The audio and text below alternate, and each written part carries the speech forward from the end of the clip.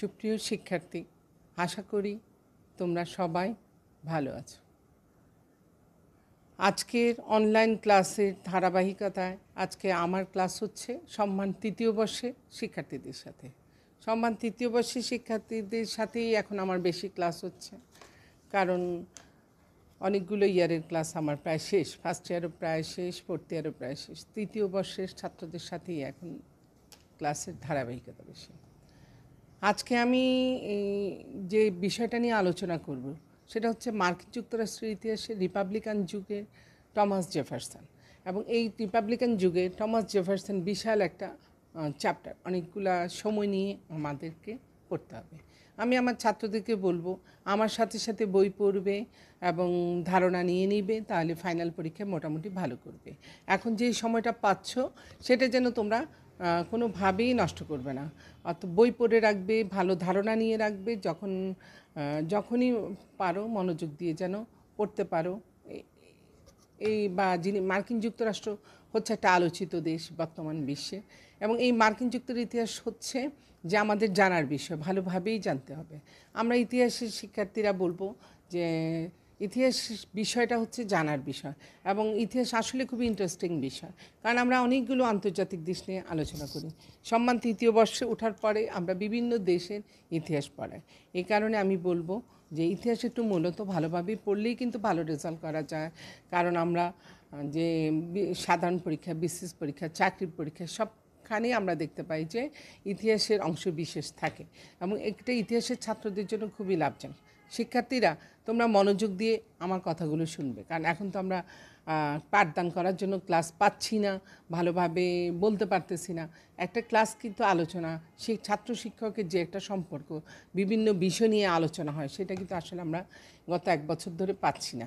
প্রায় 7-8 মাসের মতো, মার্চ মাস থেকে আমাদের শিক্ষা প্রতিষ্ঠান বন্ধ, যার ফলে আমরা ছাত্র শিক্ষক সরাসরি যে আলোচনামূলক ক্লাসগুলো করি সেটা আমরা পাচ্ছি না। তাহলে আমি আমার ছাত্রদেরকে বলবো যে তৃতীয় বর্ষে ওঠার পরে যে আমরা দেখি বিভিন্ন বিষয় নিয়ে আমরা পড়ি, যে মার্কিন যুক্তরাষ্ট্রের ইতিহাস, ইংল্যান্ডের ইতিহাস, ইউরোপের ইতিহাস, আফ্রিকার ইতিহাস, দক্ষিণ এশিয়ার ইতিহাস, এই যে বিষয়গুলো, বিভিন্ন পশ্চিম এশিয়ার ইতিহাস, এই যে বিভিন্ন বিষয়গুলো আমাদের কিন্তু বিভিন্ন দেশ সম্পর্কে জানতে হয়। বিভিন্ন দেশের ভৌগোলিক ইতিহাস, বিভিন্ন দেশের আঞ্চলিকতা কী, সব কিছু কিন্তু আমাদের জানা উচিত। তাহলে আমি ইতিহাসের শিক্ষার্থীদের বলবো যে আমরা আসলে অন্যান্য বিষয়ের তুলনায় আমরা বিভিন্ন বিষয়ের, বিভিন্ন দেশ সম্পর্কে আন্তর্জাতিক জ্ঞান আমাদের লাভ হয়। আমি আমার ছাত্রদেরকে অবশ্যই বলবো যে ভালোভাবে মন দিয়ে পড়বে বিশ্বের ইতিহাসগুলো, কারণ যখন আমরা বিসিএস পরীক্ষায় বসবো বা আমাদের টার্গেট থাকবে আমরা একটা সরকারি চাকরির জন্য চেষ্টা করব, তখনই দেখবে যে বাংলাদেশ সাধারণ জ্ঞান, আন্তর্জাতিক সাধারণ জ্ঞান সব কিছু কিন্তু ইতিহাসের ছাত্রদের দখলে। অতএব আমি বলবো ছাত্ররা এই সময়টা তোমরা নষ্ট করবে না, বই পড়বে, যত পড়বে তত ভালো রেজাল্ট করবে, বুঝছো? এই যে আমরা যে ক্লাসে পড়াই, দেখা যায় পরীক্ষার খাতায় সেই বিষয়ের সাথে কোনো সংযুক্ত নেই।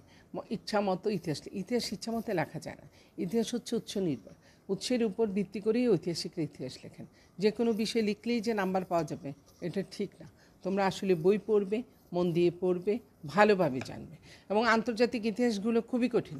আমি বলবো আমার ছাত্রদের শুরু থেকেই মন দিয়ে পড়বে, ভালোভাবে পড়বে। আচ্ছা, অনেক উপদেশমূলক কথাবার্তা হলো, এখন আমরা আসলে আলোচনায় চলে যাই।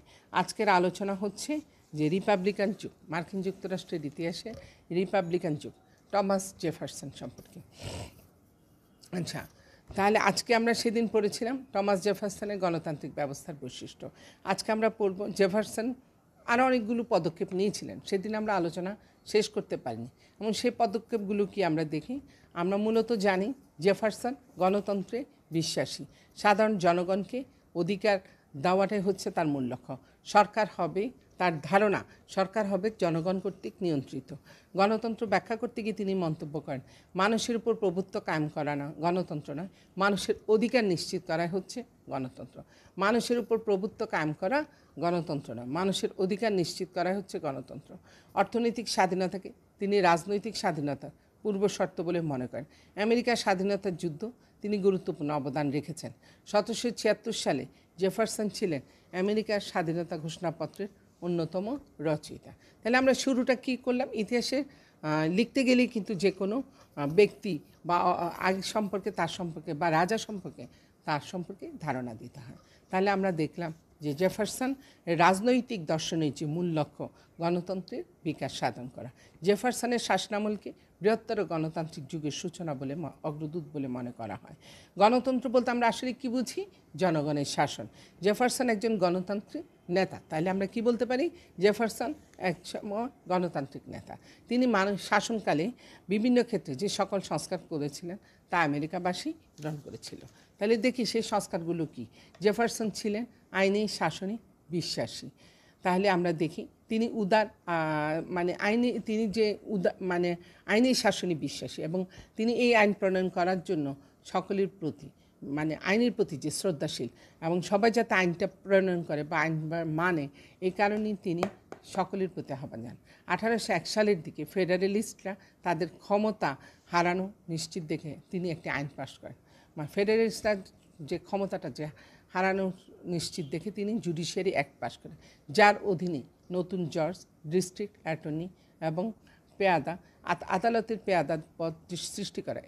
এই যে এরাই হচ্ছে তথাকথিত মিডনাইট জজ, যেটাকে মিডনাইট জজ বলতে আমরা কি বুঝি?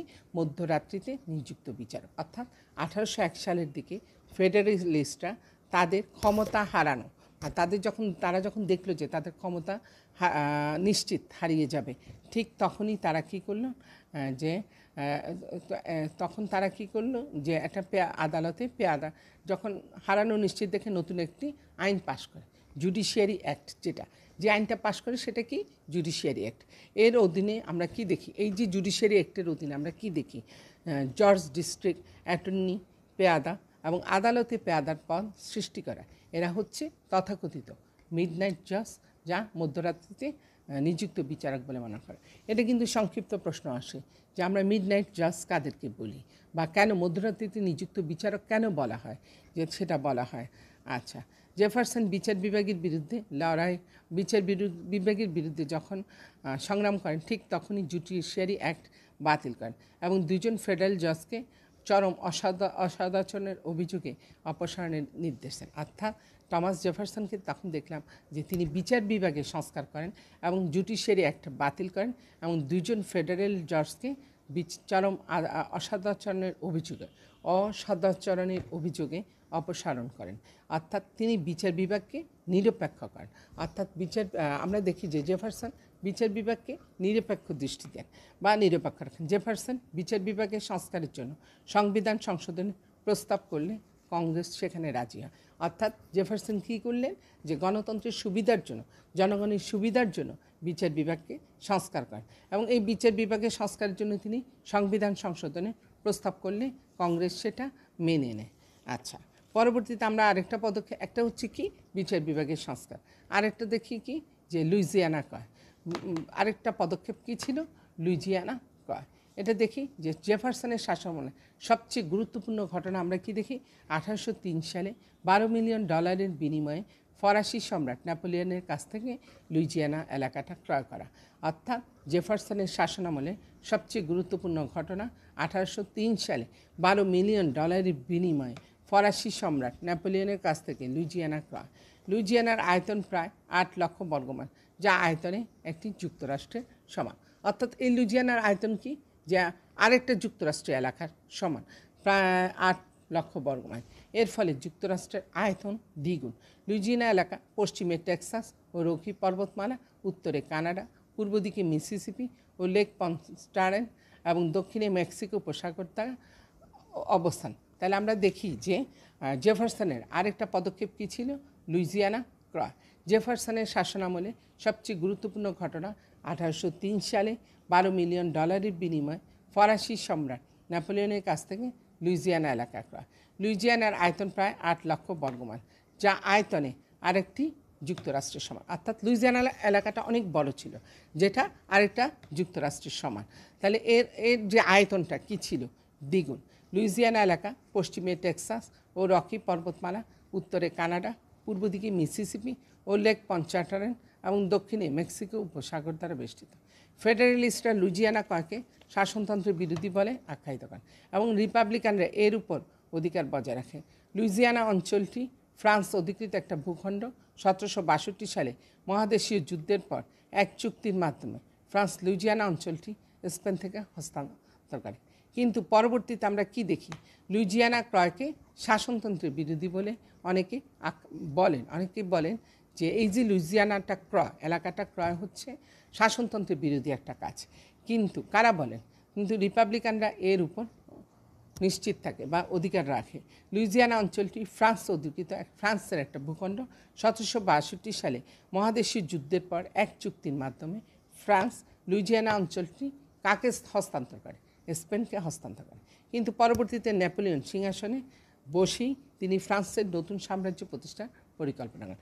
নেপোলিয়ন যখন সিংহাসনে বসেন তখন তিনি ফ্রান্সে প্রতিষ্ঠার জন্য নতুন পরিকল্পনা গ্রহণ করেন, নতুন সাম্রাজ্য প্রতিষ্ঠার পরিকল্পনা করেন। সান আইডল ফ্রান্সো চুক্তির মাধ্যমে স্পেনের নিকট থেকে তিনি কী করলেন? 1800 সালে পুনরায় লুইজিয়ানা ক্রয় করে। কীভাবে? সান আইডল ফ্রান্সো চুক্তির মাধ্যমে স্পেনের নিকট থেকে 1800 সালে পুনরায় লুইজিয়ানা ক্রয় করে। এর ফলে লুইজিয়ানার উপর পুনরায় ফ্রান্সের কর্তৃত্ব প্রতিষ্ঠিত। অবশ্য ফ্রান্সের নিকট লুইজিয়ানা বিক্রির প্রতিদানে নেপোলিয়ন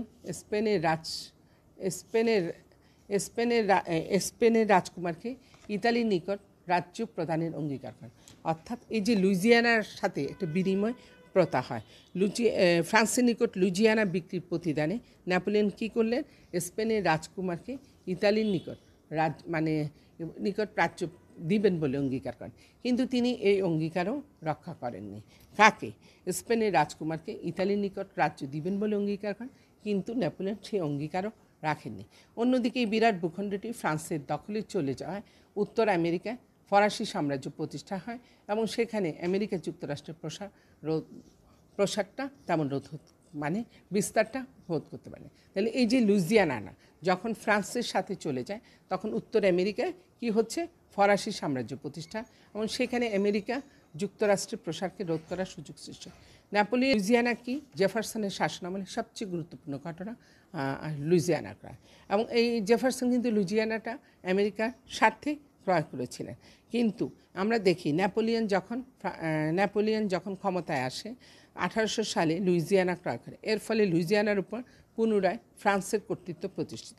অবশ্য ফ্রান্সের নিকট লুইজিয়ানা বিক্রির প্রতিদানে ফ্রান্সের নিকট লুইজিয়ানা যখন বিক্রি করলো, নেপোলিয়ন স্পেনের রাজকুমারকে ইতালির নিকট রাজ্য প্রদানের অঙ্গীকার করেছিলেন, কিন্তু তিনি এই অঙ্গীকারটা রক্ষা করতে পারেননি। অন্যদিকে এই বিরাট ভূখণ্ডটি ফ্রান্সের দখলে চলে যাওয়ায় উত্তর আমেরিকায় ফরাসি সাম্রাজ্য প্রতিষ্ঠা ও সেখানে আমেরিকা যুক্তরাষ্ট্রের প্রসার বা যুক্তরাষ্ট্রের যে প্রসারটা এটা রোধ করা হয়। কিন্তু নেপোলিয়নের নিকট লুইজিয়ানা বিক্রির ঘটনাটা অনেকটাই ছিল আতঙ্ক। ঘটনাটি আমেরিকার জন্য অনেকটা আতঙ্ক। অর্থাৎ নেপোলিয়নের কাছে যে লুইজিয়ানা বিক্রির যে ঘটনা, এটা আমরা বলবো আমেরিকার জন্য একটা আতঙ্ক। তাহলে এই যে আমি আমার ছাত্রদেরকে বলবো যে আন্তর্জাতিক ইতিহাসগুলো খুবই কঠিন, তোমরা যদি আগে থেকে না পড়ো তাহলে বুঝতে পারবে না। উপযুক্ত বাস্তবতায় আমেরিকার প্রেসিডেন্ট জেফারসন, উপযুক্ত বাস্তবতার পরিপ্রেক্ষিতে আমি বলবো যে আমেরিকার প্রেসিডেন্ট জেফারসন লুইজিয়ানা ক্রয়ের সুযোগ খুঁজতে থাকেন। 1803 সালে আমরা কি দেখি? মার্চে ফ্রান্সের সৈন্যবাহিনী মিসিসিপি সীমান্তে অবস্থিত নিউ অরলিন্স বন্দর দখল করে নিলে প্রেসিডেন্ট জেফারসন ফ্রান্সে নিযুক্ত আমেরিকান রাষ্ট্রদূত রবার্ট আর লিভিংকে পত্র পাঠান যে আমেরিকার এখন ব্রিটিশ জাতি ও তাদের নৌবাহিনীর সঙ্গে সম্পর্ক করতে হবে। আমেরিকান রাষ্ট্রদূত রবার্ট আর লিভিংকে পত্র পাঠান যে আমেরিকাকে এখন ব্রিটিশ জাতি ও তাদের নৌবাহিনীর সঙ্গে সম্পর্ক করতে হবে। এই সময় তিনি লিভিংস্টনের সঙ্গে কাজ করতে কিছু নির্দেশ সহ বিশেষ দূত জেমস মনরোকে ফ্রান্সে পাঠান কাজ করার জন্য। মনরো ফরাসি কর্তৃপক্ষের নিকট প্রস্তাব করেন যে আমেরিকার বন্দরে পণ্য সামগ্রী পরিবহন, জমা রাখা, স্থানান্তরের জন্য নিউ অরলিন্স ও ফ্লোরিডা আমেরিকাকে ব্যবহার করতে দিলে ফ্রান্সকে $10 মিলিয়ন দেওয়া হবে। ফ্রান্সের বিদ্রোহী উপনিবেশ হাইতির বিরুদ্ধে যুদ্ধে নেপোলিয়নের অনেক ক্ষতি হয়। যুদ্ধে আমরা কি দেখি? নেপোলিয়নের অনেক ক্ষতি হয়। যুদ্ধ পরিচালনার মতো অর্থ তখন নেপোলিয়নের ছিল না। তখন আমরা দেখি ফ্রান্সের যে চিরশত্রু ব্রিটেনও তখন লুইজিয়ানা আক্রমণ করার চেষ্টা করে। ব্রিটেন তখন কি করে? লুইজিয়ানা আক্রমণ চেষ্টা করে। অন্যদিকে ফ্রান্সের মিত্র আমেরিকা এই সময় ব্রিটেনের দিকে ঝুঁকে পড়ে। পরবর্তীতে আমরা কি দেখি? যে ফ্রান্সের মিত্র একসময় কে ছিল? আমেরিকা। পরবর্তীতে আমরা দেখি ফ্রান্স ব্রিটেনের দিকে সম্পর্ক করার দিকে চলে যায়। এই অবস্থায় মার্কিন যুক্তরাষ্ট্রকে হাতে রেখে ব্রিটেনের বিরুদ্ধে ব্যবহার করতে এবং একই সঙ্গে অর্থ সংকট দূর করতে ফ্রান্স লুইজিয়ানা বিক্রয়ের প্রস্তাব দেয়। অর্থাৎ আমরা দেখি মানে ফ্রান্স কী করলো, মার্কিন যুক্তরাষ্ট্রকে হাতে রাখতে হবে, ব্রিটেনের বিরুদ্ধে ব্যবহার করতে এবং একই সঙ্গে অর্থ সংকট দূর করতে ফ্রান্স লুইজিয়ানা বিক্রয়ের প্রস্তাব দেয়। আমেরিকা 1.5 কোটি মূল্যে ফ্রান্সের নিকট থেকে লুইজিয়ানা ক্রয় করে। 1.5 কোটি মূল্যে ফ্রান্সের নিকট থেকে লুইজিয়ানা ক্রয় করে। লুইজিয়ানার অধিবাসীদেরকে আমেরিকার নাগরিক হওয়ার অধিকার প্রদান ও পরবর্তীকালে যুক্তরাষ্ট্রের ইউনিয়নভুক্ত করার নিশ্চয়তা দেয় কে? জেফারসন। তাহলে আমরা দেখি জেফারসনের শাসনামলে বিচার বিভাগের সংস্কার হয়। 2 নম্বর হচ্ছে লুইজিয়ানা ক্রয় করা হয়। জেফারসন লুইজিয়ানা ক্রয় করলেও এই বিষয়টি আমেরিকায় শাসনতান্ত্রিক সংকট তৈরি হয়। অর্থাৎ আমরা বলবো যে জেফারসন লুইজিয়ানা ক্রয় করলেও এই বিষয়টি আমেরিকার শাসনতান্ত্রিক সংকট তৈরি হয়। শাসনতান্ত্রিক সংকটটা কীরকম দেখি, মার্কিন যুক্তরাষ্ট্রের সংবিধান অনুযায়ী আমেরিকার বাইরে কোনো ভূখণ্ড ক্রয়ের অধিকার ছিল না। মানে মার্কিন সংবিধানে লেখা আছে যে আমেরিকার বাইরে কোনো ভূখণ্ড ক্রয়ের অধিকার ছিল না। এই অবস্থায় জেফারসন কী করলেন, প্রথমত শাসনতন্ত্র সংশোধনে উদ্যোগ নেন। মানে প্রথম কাজটা কী করলেন, শাসনতন্ত্র সংশোধন করবে। শাসনতন্ত্র মানে আমরা কী বুঝি, সংবিধান উদ্যোগ নেন। কিন্তু শাসনতন্ত্র সংশোধনে দেরি হয়ে নেপোলিয়ন সিদ্ধান্ত পরিবর্তন করেন। ভেবে জেফারসন দ্রুত যদি মানে এই যে লুইজিয়ানা এলাকাটা যখন ক্রয় করতে যাবে তখন কি করলেন, যে ক্রয় করতে গিয়ে তখন শাসনতান্ত্রিক সংকটে পড়েন। একসময় তিনি কী করেন, এই যে শাসনতান্ত্রিক সংকটে পড়বে মনে করে তিনি সংবিধান সংশোধনের উদ্যোগ নেন। পরবর্তীতে আমরা দেখি শাসনতন্ত্র সংশোধন দেরি হয়ে এলে নেপোলিয়ন সিদ্ধান্ত পরিবর্তন করতে পারেন। ভেবে নেপোলিয়ন যদি সিদ্ধান্ত পরিবর্তন করে ফেলে তাহলে জেফারসন কী করলেন, দ্রুত ক্রয় চুক্তি সম্পাদন করলেন। জাতির নিরাপত্তার স্বার্থে তিনি লুইজিয়ানা ক্রয় করেন। ফেডারেলিস্টদের বিরোধিতা সত্ত্বেও আমরা দেখি অবশেষে কংগ্রেস 1804 সালে লুইজিয়ানা ক্রয় চুক্তি অনুমোদন করে। মানে ফেডারেলিস্টরা যার বাধা দিলেও 1804 সালে আমরা দেখি যে কংগ্রেস লুইজিয়ানা ক্রয় চুক্তি অনুমোদন করে। অবশ্য এর পূর্বে 1803 সালের 20 ডিসেম্বর নিউ অরলিয়েন্সের ফরাসি গভর্নর আনুষ্ঠানিকভাবে যুক্তরাষ্ট্রের কাছে লুইজিয়ানা হস্তান্তর করেন। জেফারসন লুইজিয়ানা ক্রয় করলেও এই বিষয়টি আমেরিকার ইতিহাসে নবদিগন্তের সূচনা করে। এর ফলে পশ্চিমাঞ্চলে আমেরিকা সম্প্রসারণের দ্বার, মানে পশ্চিমাঞ্চলে আমেরিকার যে সম্প্রসারণের দ্বারটা উন্মোচিত হয়, তেমনি আমেরিকার ব্যবসা বাণিজ্য অনেক নিরাপদ। অর্থাৎ লুইজিয়ানা ক্রয় করার ফলে আমরা কি দেখলাম, যে আমেরিকার পশ্চিমাঞ্চলটা সম্প্রসারণ হয়ে যায়। ঠিক তেমনি ব্যবসা বাণিজ্য অনেক নিরাপদ হয়ে পড়ে। বিশেষ করে ইউরোপ মহাদেশের সঙ্গে জলপথে আমেরিকার বাণিজ্য ব্যাপকভাবে শক্তিশালী ওঠে। অর্থাৎ আমি বলবো যে জেফারসনের বিভিন্ন পদক্ষেপের মধ্যে বিচার বিভাগীয় সংস্থার অন্যতম লুইজিয়ানা এলাকাটা তার জন্য একটা গুরুত্বপূর্ণ সিদ্ধান্ত। এবং এই লুইজিয়ানা এলাকা ক্রয় করার ফলে মার্কিন যুক্তরাষ্ট্রের সীমানা আরও বৃদ্ধি পায়, ব্যবসা বাণিজ্য বিভিন্ন দেশের সাথে সম্পর্কের আরও ব্যবসা বাণিজ্যের যোগাযোগ বা সম্পর্কের উন্নতি হয়। আচ্ছা, আমরা দেখি যে এরপরে আরেকটা পয়েন্ট কি দেখি, যে আরেকটা পদক্ষেপ যেটা উদার ভূমি নীতি। উদার ভূমি নীতির মধ্যে আমরা কি বুঝি, যে 1803 থেকে 6 সালে জেফারসনের উৎসাহে আরেকটা পয়েন্ট আমরা দেখি, জেফারসনের আরেকটা পয়েন্ট আমরা দেখি যে 1803 থেকে 6 সালে জেফারসনের উৎসাহে মেরি ওয়েদার লুইস এবং উইলিয়াম ক্লার্ক মিশরি ও কলম্বিয়া উপত্যকা অতিক্রম করে প্রশান্ত মহাসাগরীয় উপকূল পর্যন্ত ভূখণ্ডে পাড়ি জমান। পশ্চিমাঞ্চলের এই নতুন ভূখণ্ডে জেফারসন বসতি স্থাপনের পরিকল্পনা করেন এবং সেখানে বসতি গড়ে তোলার জন্য অনুকূল পরিবেশ গড়ে তোলেন। তাহলে উদার ভূমি নীতি, তাহলে আমরা কি দেখলাম, যে জেফারসনের অনেকগুলো পদক্ষেপের মধ্যে তাকে গণতান্ত্রিক নেতা বলে, তিনি জনগণের নেতা, জনগণের কল্যাণের জন্য অনেক পদক্ষেপ গ্রহণ করেন। বিচার বিভাগের সংস্কার করেন, লুইজিয়ানা ক্রয় করেন এবং এই লুইজিয়ানা ক্রয় আমেরিকার ইতিহাসে একটা নতুন দিগন্তের সূচনা করে। এর ফলে পশ্চিমাঞ্চলে আমরা কি দেখি, সম্প্রসারণ হয়। আমেরিকার যে পশ্চিমাঞ্চল সম্প্রসারণ হয়, তেমনি আমেরিকার ব্যবসা বাণিজ্য চতুর্দিকে যোগাযোগের মাত্রা বেড়ে যায়। বিশেষ করে ইউরোপ মহাদেশের সঙ্গে জলপথে আমেরিকার বাণিজ্য ব্যাপকভাবে শক্তিশালী ওঠে। পরবর্তীতে আমরা আরেকটা বিষয় দেখি, উদার ভূমি নীতি। 1803 থেকে 6 সালে জেফারসনের উৎসাহে মেরি ওয়েদার লুইস এবং উইলিয়াম ক্লার্ক মিশরি ও কলম্বিয়া উপত্যকা অতিক্রম করে প্রশান্ত মহাসাগরীয় উপকূল পর্যন্ত ভূখণ্ডে পাড়ি জমান পশ্চিমাঞ্চলের এই নতুন ভূখণ্ডে জেফারসন বসতি স্থাপনের পরিকল্পনা গ্রহণ করেন এবং সেখানে বসতি গড়ে তোলার অনুকূলে প্রয়োজনীয় ব্যবস্থা গ্রহণ করেন। পশ্চিমাঞ্চল কৃষিকাজের উপযোগী হয় তিনি কৃষি সম্প্রসারণ ও কৃষিজীবীদের স্বার্থ সংরক্ষণের জন্য ভূমি নীতি প্রণয়ন করেন। অর্থাৎ পশ্চিমাঞ্চল এলাকাটা সম্প্রসারণ করেন কী কারণে? যে কৃষি সম্প্রসারণ আর কৃষিজীবীদের স্বার্থ সংরক্ষণের জন্য তিনি এই ভূমি নীতির পরিকল্পনাটা গ্রহণ করেন। এই কারণে বলছে যে জেফারসন ভূমি নীতি গ্রহণ করেন। তিনি হ্যারিসন অ্যান্ডেল নামে 1801 সালে নতুন একটি আইন পাশ করেন। এই আইনে ক্রয়যোগ্য জমির ইউনিট 322 একরে আনা হয়। পরবর্তী সময়ে এই নীতিকে আরও সহজ করা।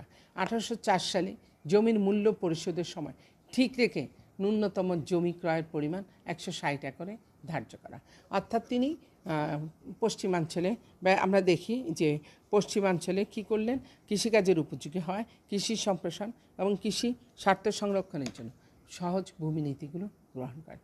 তাহলে তার ব্যাংক নীতি কী ছিল? জেফারসন আমেরিকায় জাতীয় ব্যাংক প্রতিষ্ঠা ঘোর বিরোধী ছিলেন। তিনি মনে করেন যে জাতীয় ব্যাংক ধনী শ্রেণীকে আরও ধনী করবে এবং আমরা দেখি পৌরবাসী সম্পদে স্ফীত হয়ে ওঠে বা সাহায্য করবে। কারণ ব্যাংক পরিকল্পনা অনুসারে 4/5 মূলধনী ধনী শ্রেণী বিনিয়োগ করবে। 4/5 কারা? মূলধন, ধনী শ্রেণী বিনিয়োগ করবে। এই জন্য পরবর্তী সময়ে তিনি জাতীয় ব্যাংকের ফেডারেল সরকার থেকে দূরে রাখেন। গণতান্ত্রিক সরকার, তাহলে আমরা বলি যে তিনি অনেকগুলো পদক্ষেপ করেন। বিচার বিভাগের সংস্কার করেন। দ্বিতীয়ত দেখলাম যে লুইজিয়ানা ক্রাইক তার সময়কালেও আমেরিকার ইতিহাসে উল্লেখযোগ্য পদক্ষেপ। তারপর ভূমি নীতি গ্রহণ করেন, যেমন পশ্চিমাঞ্চলে কৃষি সম্প্রসারণের ব্যবস্থা করেন। তারপরে চলে আসে আমরা ব্যাংক নীতি। জাতীয় ব্যাংক প্রতিষ্ঠার ঘোর বিরোধী। তিনি মনে করেন যে জাতীয় ব্যাংক ধনী শ্রেণীকে আরও ধনী করবে এবং পৌরবাসী সম্পদে শক্তিশালী উঠবে। কারণ ব্যাংক পরিকল্পনা অনুসারে 4/5 মূলধনী ধনী শ্রেণী বিনিয়োগ করবে। এই জন্য পরবর্তী সময় তিনি জাতীয় ব্যাংকের ফেডারেল সরকার থেকে দূরে রাখেন। গণতান্ত্রিক সরকারের রূপ কেমন হবে সে প্রসঙ্গে তিনি চেয়েছিলেন বিজ্ঞ ও মিতব্যয়ী সরকার। অর্থাৎ গণতান্ত্রিক সরকারের যে রূপটা কেমন হবে সে প্রসঙ্গে তিনি চেয়েছিলেন বিজ্ঞ ও মিতব্যয়ী সরকার, যা অন্যের ক্ষতি সাধন করা থেকে বিরত থাকবে। গণতান্ত্রিক সরকারের রূপ যেটা, মানে যেই সরকার জনগণের কল্যাণ করবে, দেশের কল্যাণ করবে, এই ধরনের সরকারই তিনি চেয়েছিলেন। ফেডারেল সরকারের কাজ ফেডারেল সরকার করবে, অঙ্গরাজ্যের কাজ অঙ্গরাজ্য করবে। গণতান্ত্রিক দৃষ্টিভঙ্গি দিয়ে প্রত্যেক নাগরিক তার নিজ দায়িত্ববোধ থেকে সরকার ও দেশের হয়ে কাজ করবে। তার ধারণা ছিল যে গণতান্ত্রিক সরকারের রূপ কেমন হবে সেই প্রসঙ্গে তিনি বলেন বিজ্ঞ ও মিতব্যয়ী সরকার হবে, যা অন্যের ক্ষতি সাধন থেকে বিরত থাকবে। আমার ছাত্ররা, এই চ্যাপ্টারটা অনেক কঠিন, তোমরা বই পড়বে ভালোভাবে। চ্যাপ্টার নিজে না পড়লে ইতিহাস বোঝানোর কিছু নেই। আমি কি বোঝাবো? এটা গল্পের মতো বা এটা জানার মতো যে জেফারসন কীভাবে ব্যাংক প্রতিষ্ঠা করলেন, কীভাবে লুইজিয়ানা ক্রয় করলেন, কীভাবে পশ্চিমাঞ্চলে কৃষিজীবী সম্প্রসারণ করলেন। এই জিনিসগুলো আসলে বোঝানোর কিছু নেই। হিস্ট্রি হচ্ছে একটা গল্পের মতো। আমি জাস্ট একটু পয়েন্টগুলো বলে দিলাম যে কীভাবে লিখতে হবে। তারপর গণতান্ত্রিক দৃষ্টিভঙ্গি দিয়ে প্রত্যেক নাগরিক তার নিজ দায়িত্ববোধ থেকে সরকার ও দেশের হয়ে কাজ করবে, দেশের উন্নয়নের ক্ষেত্রে বিভিন্ন ক্ষেত্রে অংশগ্রহণ করবে। গণতান্ত্রিক, তাহলে আমরা দেখি যে ফেডারেল সরকার কী করবে? ফেডারেল সরকারে কাজ করবে। অঙ্গরাজ্য সরকার অঙ্গরাজ্যে কাজ করবে।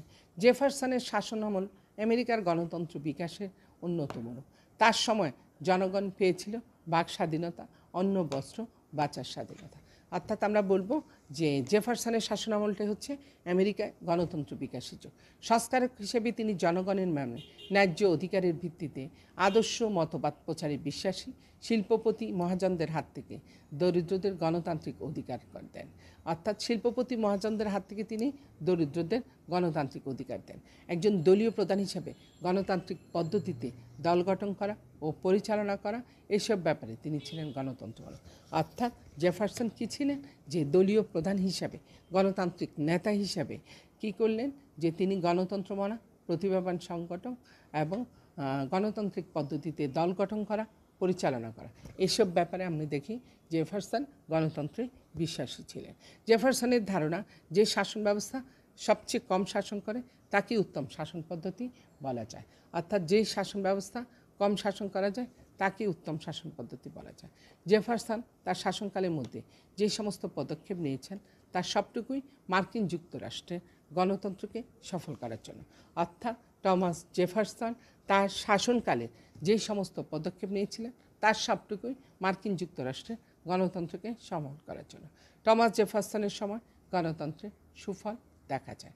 অর্থাৎ টমাস জেফারসনের সময় আমরা কি দেখি? গণতন্ত্রের সুফল দেখা যায়। তাহলে আমার আজকে আলোচ্য বিষয় ছিল কি? জেফারসনের বিভিন্ন পদক্ষেপ, জেফারসন কর্তৃক বিভিন্ন পদক্ষেপ। তাহলে আমি আমার ছাত্রদেরকে বলবো, সম্মান তৃতীয় বর্ষের ছাত্রদেরকে বলবো যে ইতিহাসের আসলে ধারাবাহিক আলোচনায় আমি বলবো যে এভাবেই ইতিহাস পড়তে হবে। প্রথমত ইতিহাস লিখতে গেলে আমাকে জেফারসন কিভাবে ক্ষমতা আসলেন, তিনি কি কি কাজগুলো করলেন, পদক্ষেপগুলো নিলেন, গণতান্ত্রিক দৃষ্টিভঙ্গি দিয়ে জেফারসনের দৃষ্টিভঙ্গিটা কী ছিল সেই নিয়ে তোমাকে লিখতে হবে। আমার ছাত্রদেরকে আমি বলবো যে সুস্থ থাকো, নিরাপদে থাকো, স্বাস্থ্যবিধি মেনে চলে লেখাপড়া করবে, এটাই আমার একমাত্র অনুরোধ। লেখাপড়া করবে, সময় নষ্ট করবে না। লেখাপড়া যত করবে নিজের জন্য ভালো হবে, আমার কিছু হবে না। আমি শুধু বলবো যে তোমরা ভালো লেখাপড়া করবে, ভালো কিছু করবে, ভালো জায়গায় গেলে আমাদেরই ভালো লাগবে। এই করোনার সময় সময়টা নষ্ট করবে না। যে কোনো সময় ফাইনাল পরীক্ষা হবে, তখন কিন্তু আর সময় পাবে না। আচ্ছা, আগামী ক্লাসে পড়াবো জেফারসনের বৈদেশিক নীতি, অর্থাৎ 1812 সালের ইঙ্গো মার্কিন যুদ্ধ। আজকের মতো আমি আমার ছাত্রদের সাথে আলোচনা শেষ করছি।